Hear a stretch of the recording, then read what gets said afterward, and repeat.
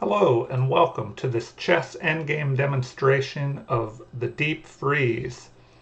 And in this position, we see that both sides have pawns which are trying to push forward and queen. Black on the queen side has a pawn majority and is trying to push forward to b5 and force a capture or try and pass for promotion. And white on the king side has a majority. This 2 versus 1 pawns over here where white is trying to push forward and the kings are opposing each other, trying to stop progress. And it is white's turn, and the deep freeze is when a pawn minority halts the progress of the majority of pawns on that side. So here, if it's white's turn, he could move forward with a5, freezing these pawns. His one pawn freezes these two in place. They can move forward, but then white would capture.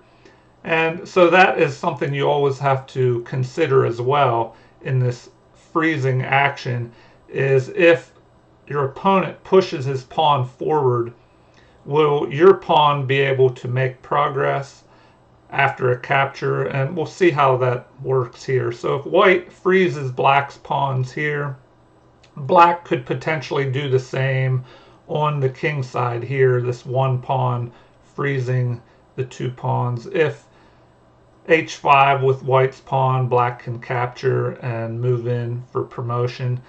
And we could see how this would play out in this game. So if the king maneuvers over to capture this pawn, and if black proceeds immediately to try and pass this pawn, he could capture en passant, but now this pawn is free to move forward. So whenever you perform this deep freeze action with one pawn freezing two, always be aware of what can happen if the pawns move forward anyway. Try and calculate if your pawn can go up for promotion after this has occurred, or if it is a danger of your opponent's pawn moving forward and promoting. And so further play, black immediately attempts to push forward for promotion. And so here, white breaks through black's freezing action and further pushing forward with this pawn. Black is attempting to promote, white captures, and then we have a race, the pawns moving forward, but white has more pawns in this position.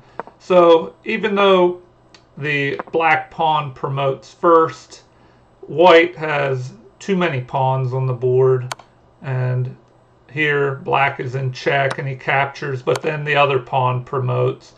And so here we have white in the lead, so he would probably win this endgame. But this has been a demonstration of the deep freeze technique in the endgame, which is very important to know in trying to stop these pawns when you have 2 versus 1, and one pawn can move forward and freeze these pawns in place.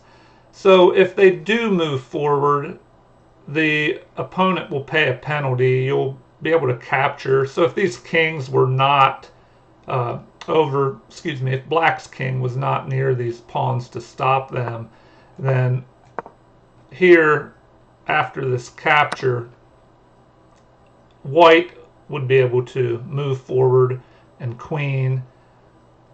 Or if these pawns were not here, black would be able to capture this white pawn, and it would be a tough game to see if the opponent could promote.